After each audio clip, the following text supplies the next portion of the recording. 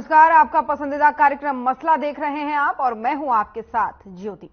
हरियाणा विधानसभा में बजट सत्र के तीसरे दिन की कार्यवाही कुछ ज्यादा ही हंगामेदार रही। एक तरफ कांग्रेस ने मनोहर सरकार के खिलाफ अविश्वास प्रस्ताव पेश किया, तो दूसरी तरफ सदन में जजपा विधायक राजकुमार गौतम ने अविश्वास प्रस्ताव को लेकर अपनी ही सरकार के सामने शर्त रख दी। शर्त ये थी कि सरकार मेरी बात माने, सरकार युवाओं को रोजगार दे, किसानों का ध्यान रखे, उनके लिए भी कुछ करे। जिसके बाद से डिप्टी सीएम दुष्यंत चौटाला और राजकुमार गौतम के बीच बहस हो गई।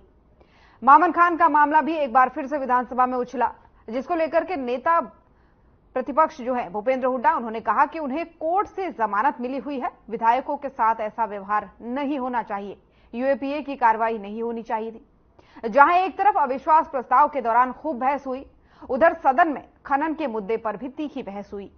कांग्रेस विधायक बीएल सैनी के सवालों पर मंत्री कंवरपाल गुर्जर और मूलचंद शर्मा भड़क गए, जिसका नतीजा ये हुआ कि वोटिंग से पहले ही कांग्रेस ने सदन से वॉकआउट कर लिया और फिर सर्वसम्मति से अविश्वास प्रस्ताव को खारिज कर दिया गया।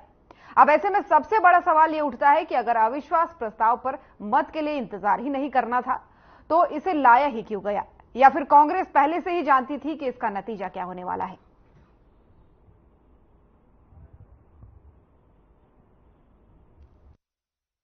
इसी प्रकार आज एक प्रश्न में हमारे विधायक तेगांव ने, राजेश जी ने विषय रखा था कि तेगांव या नया फरीदाबाद एक बहुत बड़ा एरिया अब बन गया है कि जिसमें हमको आवश्यकता भी है।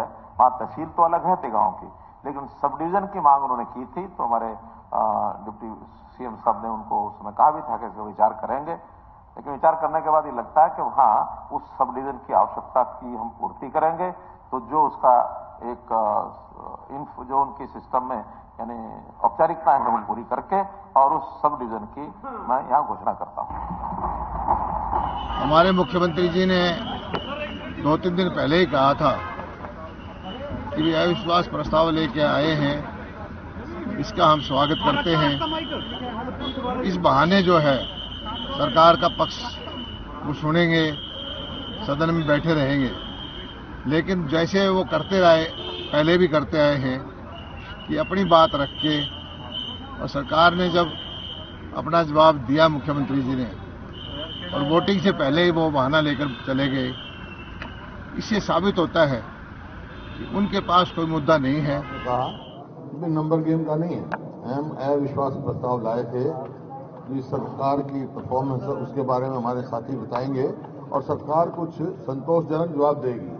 आज जो जवाब दे रही थी सरकार, मुख्यमंत्री जी, कोई संतोषजनक जवाब नहीं दिया। जो मुद्दे उठाए हमारे साथियों ने, उनको कोई चर्चा नहीं की। जितने घोटाले हुए एसआईटी में, उनकी कोई चर्चा करी नहीं। इस वास्ते हम वॉकआउट करके आए। हाँ, मैं आदर से ये कहना चाहता हूँ कि आप भी सुन रहे थे, क्या किसी भी हमारे सवाल का आदरणीय मुख्यमंत्री ने जवाब दिया? आप बता दो, हम मानने को तैयार है इस बात के लिए। जो क्वेश्चन हमने रेज किए, जो इश्यूज रेज किए और जो हमारे उसके अंदर इश्यूज थे, उस इश्यूज में एक इश्यूज का भी जवाब दिया हो तो आप बता दो इस बात के लिए। आप प्रत्यक्ष है, इस बात के लिए नहीं है।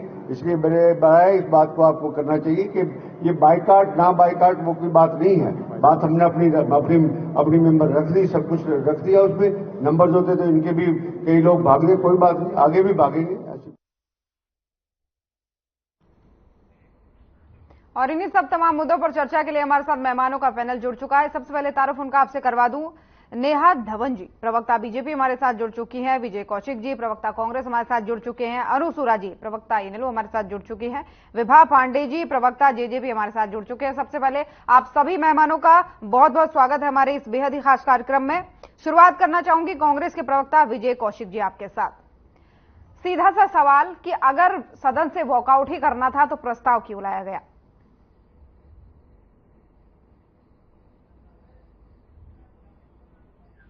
कौशिक जी, सुन पा रहे हैं आप हमें? मेरी आवाज आ रही है आपको? जी आ रही है, आप बात रखिए। देखिए, अविश्वास प्रस्ताव को लाने का केवल एक ही मकसद नहीं होता, और जिस आप एक मकसद की बात कर रही हैं, अविश्वास प्रस्ताव का अर्थ है कि भी किसी चुनी हुई सरकार को अपना बहुमत फिर से साबित करना पड़े और वो ना कर पाने की स्थिति में वो सरकार गिर जाए, उसको सरकार को आगे चलने का हक ना हो। लेकिन केवल यही मुद्दा नहीं होता। माननीय चौधरी भूपेंद्र सिंह हुड्डा जी ने ये जो अविश्वास प्रस्ताव लेकर आए, इसके पीछे एक मकसद था कि सरकार जिन मुद्दों पर हरियाणा की जनता की अनदेखी कर रही है और सरकार की जिन नीतियों के कारण कुशासन बढ़ा है, बेरोजगारी बढ़ी है, भ्रष्टाचार बढ़ा है, कर्जा बढ़ा है, उन सब मुद्दों को लेकर जनता के बीच में सरकार को बेनकाब किया जा सके। और जब सदन में देखा गया हमारे नेताओं द्वारा जिन मुद्दों पर हम जवाब चाहते थे उन पर सरकार बोलने के लिए तैयार नहीं है, तो वॉकआउट कर गए। तो लेकिन कौशिक जी, यहाँ पर भी तो दो मत दिखते हैं ना। कौशिक जी सुनिए बात को, यहाँ पर भी दो मत दिखते हैं। हुड्डा जी कहते हैं कि भाई ये नंबर ऑफ गेम नहीं है, तमाम सारे मुद्दे उठाने हैं, और किरण चौधरी जी कहती है कि ये तो नंबर ऑफ गेम है। नंबर ऑफ गेम कहां से है भाई? क्या हमारी पार्टी ने दावा किया था कि भी हमारे इतने विधायक हैं और दूसरी पार्टियों के इतने विधायक हमें समर्थन कर रहे हैं इस मुद्दे पर? भाई कांग्रेस के विधायकों की संख्या तो इतनी नहीं है कि हम सरकार गिरा सके। तो भूपेंद्र सिंह हुड्डा जी ने जो कहा है वही सच है। हम इसके माध्यम से जनता से जुड़े सारोकार, जनता से जुड़े मुद्दे और जो सरकार की बदनीयती है, बेईमानी है, उसको बेनकाब करने के लिए अविश्वास प्रस्ताव लाए थे। जिस तरह से एक चीज और मंत्री कृषि मंत्री जेपी दलाल जी ने कहा है कि भाई विपक्ष हर बार ऐसा ही करती है, चर्चा के लिए अपनी बात रख देती है और जब सरकार की बात सुनने की बारी आती है तो ये लोग वॉकआउट करके चले जाते हैं। देखिए, अगर सरकार सत्ता के दम पर केवल और केवल झूठ बोलने का काम करे, हम तो ये उम्मीद रखते हैं ना कि वहां पर ईमानदारी से मुख्यमंत्री अपनी बात रखेंगे हमारे मुद्दों पर। लेकिन वहां भी अगर झूठ, छल कपट, प्रपंच का सहारा लिया जाए और हम ये देखें कि भी इनके भाषणों से निश्चित तौर पर हरियाणा का बंटाधार हो रहा है और ये सच्चाई पर नहीं आ रहे, तो हम क्या करें उन परिस्थितियों में? हम जनता की अदालत में जाएंगे, जनता के बीच में जाकर बात करेंगे। चौधरी भूपेंद्र सिंह हुड्डा जी और हमारे कांग्रेस के अन्य नेता लगातार हरियाणा भर में धरने, प्रदर्शन, रैलियां ये जो कर रहे हैं, किस लिए कर रहे हैं? ये आम जनता के सारोकार से जुड़े मुद्दों को जनता के लिए सरकार को मजबूर करने के लिए कर रहे हैं कि सरकार उन पर काम करे। ठीक है कौशिक जी, आगे आपसे चर्चा करेंगे। तमाम सारे मेहमान और भी हमारे साथ बने हुए हैं। नेहा जी बनी हुई हमारे साथ, प्रवक्ता बीजेपी। नेहा जी, आपसे जानना चाहेंगे, तीसरे दिन की कार्यवाही थी आज और काफी हंगामेदार भी रही। ऐसे में अविश्वास प्रस्ताव को लेकर के विपक्ष का साफ तौर पर आरोप है कि भाई हमने जितने मुद्दे उठाए थे उन पर एक भी मुद्दे पर जो है मुख्यमंत्री ने चर्चा नहीं की थी और जिसके बाद से हम वॉकआउट करके बाहर आ गए। देखिए ज्योति जी, विपक्ष को कुछ ना कुछ तो कहना है और हर बार कोई ना कोई बहाना जो है वो विपक्ष को मिल ही जाता है बचने का। वॉकआउट करने का जो सिलसिला है वो आप पिछले टाइम से भी देखें तो आप देखेंगे कि हरियाणा में जब भी कोई विषय, गंभीर विषय की बात पर जब भी सत्ता पक्ष जो है, सरकार के नुमाइंदे जो है वो जवाब देने लगते हैं, तब आप वॉकआउट की स्थिति पर चले जाते हैं। अविश्वास प्रस्ताव कौन लेकर आया था? कांग्रेस लेकर आई थी। तो अभी कांग्रेस के प्रवक्ता ये बात कर रहे थे कि कैसे ये तो कोई नंबर गेम था ही नहीं। नंबर गेम क्यों नहीं था विनोद जी? नंबर गेम तो था ही। अगर नंबर आपके पास थे नहीं तो अविश्वास प्रस्ताव लेकर आने की जरूरत ही क्या थी? ये शगुफा छोड़ा ही क्यों आपने? शगुफा तो छोड़ दिया। जब नंबर आपके पास थे नहीं तो आप बताइए, किरण चौधरी जी क्या विधायक है और वो जानती नहीं है कि इतनी बड़ी नेता है, वरिष्ठ नेता है, कि ये नंबर गेम है? आप कह रहे हैं ये नंबर गेम था ही नहीं। नंबर गेम तो है ही। अगर नंबर होंगे तो ही तो आप सरकार को गिरा पाएंगे। नंबर वो कह रहे हुड्डा जी ने जो कहा वो सही है। हुड्डा जी तो सर्वे सर्वा है ना कांग्रेस के लिए, विनोद जी के लिए भी सर्वे सर्वा होंगे। यही तो बात आज कांग्रेस को भा रही है। आज राज्य के अंदर जो कांग्रेस की जो पृष्ठभूमि है वो चरम से जीरो तक पहुंच रही है, वो इसी बात पर तो आधारित है कि आप एक व्यक्ति विशेष के पीछे खड़े हैं। यहाँ पर पार्टी का झंडा उठाने वाला व्यक्ति कोई नहीं है। यहाँ पर किसी वरिष्ठ नेता के झंडा उठाने का, उसका नाम बुलंद करने के लोग जो है वो अपनी वाहवाही लूट रहे हैं। आऊंगी आपके पास लौट के। बात कांग्रेस की है। एक बार सुन लीजिए विजय जी, फिर आऊंगी आपके पास, आपको समय दिया जाएगा। अविश्वास प्रस्ताव लेकर आए थे तब भी ये अस्वीकृत हुआ था और मुख्यमंत्री मनोहर लाल जी ने ये बात कही थी कि हम स्वागत करेंगे, फिर से आप अविश्वास प्रस्ताव लेकर आइए। अब दोबारा से आप अविश्वास प्रस्ताव लेकर आए हैं, लेकिन मैंने अपनी पिछली जितनी भी डिबेट हुई मैंने यही कहा था कि देखिएगा ये शगुफा ही होगा, क्योंकि आज अगर कांग्रेस पिछली डिबेट में भी किसी कांग्रेस के प्रवक्ता ने नाम नहीं बताए, नंबर नहीं बताए कि कौन कौन से विधायक इनके समर्थन में है, कौन कौन से इंडिपेंडेंट विधायक है, कौन कौन से विधायक ये तोड़ रहे हैं, जब इस तरह की बातचीत है ही नहीं, कोई आपका समर्थन नेहा जी लौटूंगी आपके पास। केवल इसी बात से थोड़ी ना आप सरकार को गिरा देंगे। ठीक है, नंबर तो आपको चाहिए चाहिए। ठीक है, चर्चा आगे बनी रहेगी। हमारे साथ और भी लोग जुड़े हुए हैं। अनु सूरज प्रवक्ता इनेलो हमारे साथ जुड़ी है। अनु जी, आपसे जानना चाहूंगी, सदन की कार्यवाही को आज आपने भी देखा होगा किस तरीके से हंगामेदारी रही, तमाम सारे मुद्दे आज सदन में उठे, अविश्वास प्रस्ताव भी पेश हुआ और प्रस्ताव पर मत होने से पहले ही विपक्ष ने वॉकआउट कर लिया। क्या कहेंगे पूरे मामले पर? ज्योति जी, मैं तो ये बिल्कुल ये कहना चाहूंगी कि अविश्वास प्रस्ताव की जरूरत ही नहीं थी। जिस तरह का अविश्वास आज प्रदेश की जनता में है इस सरकार के लिए, मैं ये कहना चाहूंगी यहाँ बहुत ही स्पष्टता से कि बिना सिक्योरिटी की हमारे मुख्यमंत्री साहब एक बार जन संवाद कार्यक्रम करके देखें, उन्हें पता चल जाएगा कि जनता कितना विश्वास आज मुख्यमंत्री पे कर रही है। जिस तरह से ये प्रोग्राम अपने कर रहे हैं, ये जन संवाद नहीं जन स्वाद प्रोग्राम ज्यादा लगते हैं। हाँ बिल्कुल, जिस तरह से हरियाणा के अंदर ये जो हरियाणा पंजाब के बॉर्डर्स पे जिस तरह से इंटरनेशनल बॉर्डर जैसी स्थिति बनाने का काम हमारे मुख्यमंत्री ने किया है, मैं तो ये कहूंगी कि ये चर्चा में आना चाहते हैं हमारे मुख्यमंत्री। पंजाब के किसानों को केंद्र से कुछ अपनी मांग लेनी थी, जिसके लिए वो दिल्ली जाना चाहते थे और हमारे हरियाणा के मुख्यमंत्री ने बैरिकेड लगाई। ये एक मेरे को बात याद आती है कि तू कौन मैं खाम खां, लेना नहीं देना नहीं। पंजाब के किसान चले हैं अपने सेंटर की सरकार से कुछ मांगने के लिए चले हैं और मुख्यमंत्री जी कौन? मुख्यमंत्री जी खाम खां। मुख्यमंत्री जी चाहते हैं कि वो चर्चा में आए, वो चर्चा से बाहर हैं। आज अपने राज्य में हरियाणा में चर्चा से बाहर हो चुके हैं मुख्यमंत्री और वो जान करके इस तरह की हरकतें कर रहे हैं कि वो चर्चा में आए। ये मैं कहना चाहूंगी। दूसरा मैं ये कहना चाहूंगी कि पिछले 9 साल से बीजेपी और कांग्रेस आपस में शेरो शायरी करते रहे सत्र में, और आज अविश्वास प्रस्ताव जिसकी जरूरत ही नहीं थी वो लाने का काम किया है। उसकी बजाय कुछ मुद्दे उठाए जाते तो बेहतर था। हरियाणा के अंदर जिस तरह से भ्रष्टाचार बढ़ता जा रहा है, जिस तरह से बेरोजगारी बढ़ती जा रही है खासकर, और किसानों की दुर्गति तो आप देख ही रहे हैं। 15 जो हमारे लोक सेवक हैं, लगभग हर महीने 15 लोक सेवक भ्रष्टाचार के आरोप में गिर रहे हैं सरकार में। ये सरकार खुद कहती है 4 IAS ऑफिसर भ्रष्टाचार के आरोप में उन पे FIR दर्ज हुई है, जिनमें से एक IAS ऑफिसर को तो नियुक्त किया है मुख्यमंत्री जी ने अपने हल्के करनाल में, उन्हें कमिश्नर बनाया गया है। तो भ्रष्टाचार के खिलाफ ये सरकार कितना तमाम सारे सवाल जो आपने दागे हैं उनका जवाब लेंगे, बीजेपी से सरकार से इसका जवाब लेंगे, लेकिन आप फिलहाल बने रहिए, चर्चा आपसे आगे होगी।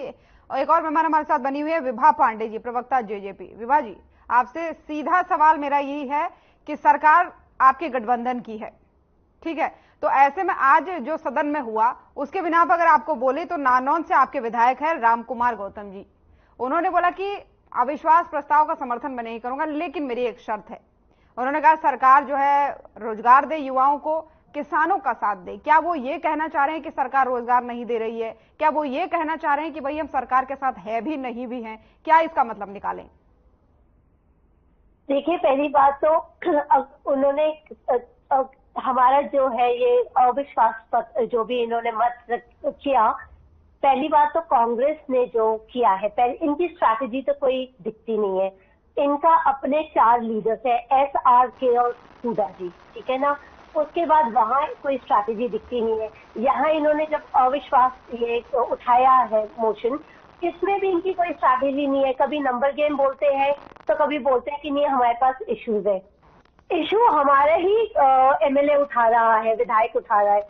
अब आप ये भी देखिए कि कभी हुडा जी कहते हैं मेरे पास तो बहुत बहुमत है, अब तो मैं ही आऊंगा, और आज उन्होंने सदन में ये भी बोला कि MSP मतलब मैक्सिमम सपोर्ट टू JJP। तो उन्हें खाली दुष्यंत जी दिखते हैं, उनको अपनी स्ट्रैटेजी नहीं दिखती, वो खाली अपने आप को नेता बनाना चाहते हैं ऑपोजिशन का, सारे कांग्रेसी सारे दिखाना चाहते हैं। तो क्या बीजेपी मानती है कि रोजगार इशू है, रोजगार इशू है, किसान इशू है? ये प्रश्न पर भी आ रही हूँ।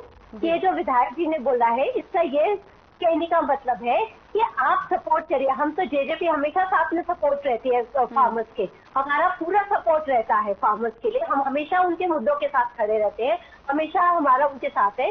तो ये ओवरऑल है कि हाँ, उनके मुद्दों को भी अगर कोई डिससैटिस्फैक्शन है तो उसको भी सुना जाए। जो सरकार ऑलरेडी बात कर रही है तो उन्होंने ऐसा कुछ गलत तो उसमें बोला नहीं।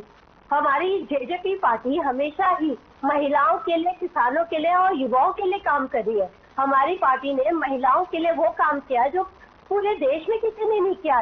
जो आरक्षण हम लोगों ने दिया है हमारी पार्टी ने महिलाओं के लिए, वो तो अपने में ही एक स्टैंडर्ड बन चुका है देश के लिए। किसानों के लिए, युवाओं के लिए हम कितना कर रहे हैं। तो अगर उन्होंने ये कहा है तो कोई गलत नहीं कहा है। हमारी चौटाला जी ने उन्हें इस्तीफा देने के लिए कहा। चलिए ठीक है। कौशिक जी, आपने तीनों को सुना और सरकार ने कई सारे सवाल आप पर दागे हैं, कुछ जवाब आप देना चाह रहे थे। जी, मैं ये कहना चाहता हूँ कि हमारी पार्टी हाईकमान द्वारा इससे पहले संसद में अविश्वास प्रस्ताव लाया गया था, जबकि आप जानते हैं कि भी संसद में बहुमत की क्या स्थिति थी। वहां भी कांग्रेस पार्टी का मुद्दा यही था कि जनता से जुड़े मुद्दों को उठाना और सरकार को उन पर बोलने के लिए मजबूर करना। इसी तरीके से हरियाणा विधानसभा में भी यही हमारी पार्टी की मंशा थी, जिस पर सरकार बोलने की बजाय दूसरे मुद्दों पर चर्चा करने लगी। सरकार ये बताने की सरकार तो कह रही है कि विपक्षी मुद्दा विहीन है, विपक्ष का कोई मुद्दा ही नहीं है। देखिए, सुनिए ना, जिसकी लाठी उसकी भैंस वाली कहावत चल रही है प्रदेश में भी और देश में भी। जो इनके कुशासन के खिलाफ आवाज उठाता है उनके यहाँ सीबीआई का सम्मान पहुंच जाता है। पूरा देश देख रहा है, समझ रहा है। मुझे बताइए, हरियाणा जैसी जगह में कूड़ा उठाने का काम अगर चाइना की कंपनियां कर रही हैं तो कहाँ तो स्वदेशी का नारा गया, कहाँ यहाँ के लोगों को रोजगार का वादा रहा। कई सौ करोड़ के नगर निगम में घोटाले, चाहे वो गुड़गांव नगर निगम हो, चाहे वो फरीदाबाद नगर निगम हो। क्या आप बता सकते हैं कि केवल अफसर की कलम से क्या कई सौ करोड़ के घोटाले हो सकते हैं? नगर निगम की फाइनेंस कमेटी में जो बीजेपी के लोग हैं वो क्या कर रहे थे? उनके दस्तखत थे तो ये पेमेंटें कैसे पास हुई? जो नगर निगम के पार्षद बीजेपी के हैं क्या वो इन्वॉल्व नहीं थे?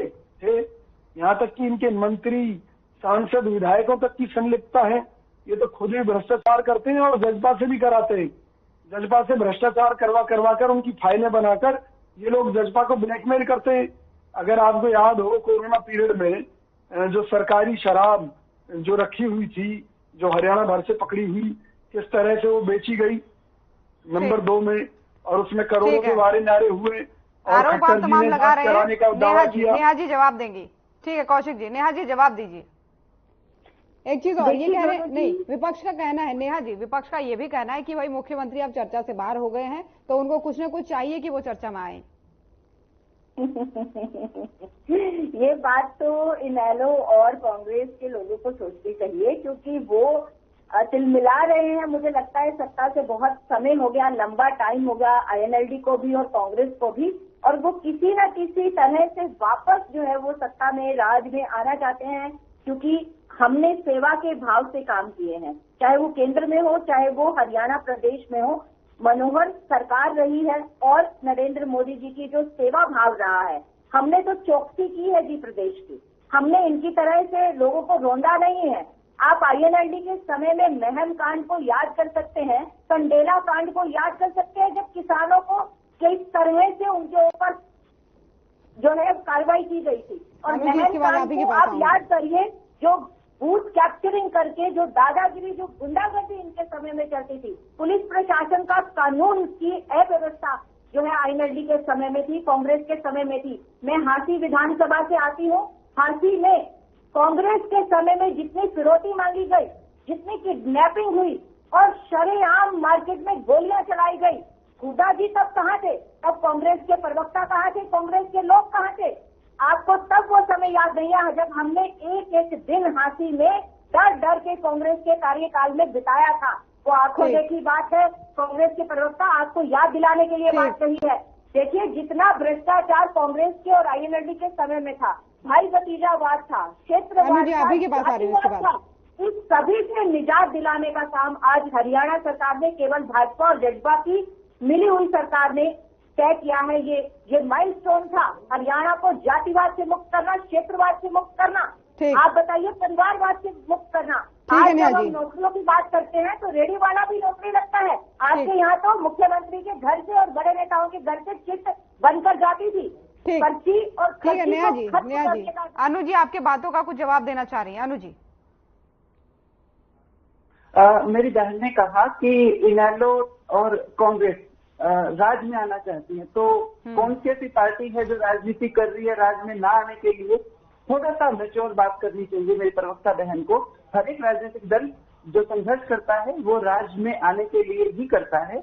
उसके बाद आपने बात करी भ्रष्टाचार की और परिवारवाद की, तो सबसे पहले मेरी बहन ने बताया कि वो सुनिए आप, मैंने आपको पूरा सुना, अब आप भी सुनिए। तो आपने बताया कि आप हिसार लोकसभा की बातें आती हैं और परिवारवाद पे आपने बात करी, तो मैं आपके परिवारवाद का ही जिक्र करती हूँ, हिसार लोकसभा का ही, जो आपकी विधानसभा आती हिसार लोकसभा में ही आती है।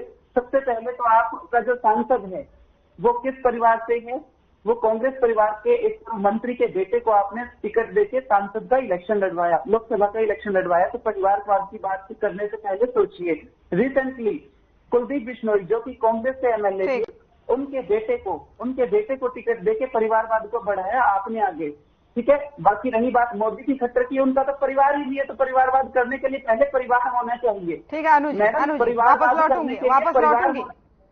वापस लौटूंगी अनु जी। नेहा जी आपसे भी जवाब लूंगी, लेकिन हमारे साथ विभा जी भी बनी है। विभा जी, विपक्ष का कहना है कि जजपा को खुद ये लोग ब्लैकमेल कर रहे हैं। ये लोग तो बहुत कुछ कहते हैं। जब से सरकार बनी है, गठबंधन हुआ, तब से हर 3 महीने में ये कहते हैं गठबंधन टूटने वाला है। अभी पिछले कुछ महीनों से इन्होंने आई थिंक अक्टूबर से बंद किया ये बोलना, तो अब ये कहेंगे। तो इन लोगों का काम है कहना, इनके पास रियल मुद्दा नहीं है। और ये जो बार बार भ्रष्टाचार बोलते हैं, भ्रष्टाचार तब होता है जब लोग पकड़े नहीं जाते। ये लोग एक ऑफिसर का रिपोर्ट कर दे कि ये गलत है और उसके अगेंस्ट एक्शन ना हो। ये जो कह रहे हैं शराब पकड़ी गई, अरे पकड़ी तो गई ना, ऐसा तो नहीं है ना कि वो नाक के नीचे से हो गया और किसी ने एक्शन नहीं लिया। अरे आप कितना बोल रहे हैं, हर चीज में घोटाला वो होता है जो कांग्रेस के टाइम में हुआ। घोटाला वो था जो आपने हरियाणा की सारी जमीन बेची। घोटाला वो था 70 साल तक आप गरीबी नहीं हटा पाए। घोटाले की अगर शुरू कर दे तो घोटाले की लिस्ट इतनी बड़ी है कांग्रेस की कि ये 30 मिनट बहुत कम पड़ जाएंगे। आप बताइए कहाँ पकड़ा नहीं गया? आप जो जितने मुद्दे उठा रहे हैं, एक बार तो बताइए कि समय की हमारे पास कमी है। आप सभी मेहमानों का बहुत बहुत धन्यवाद हमारे साथ जुड़ने के लिए।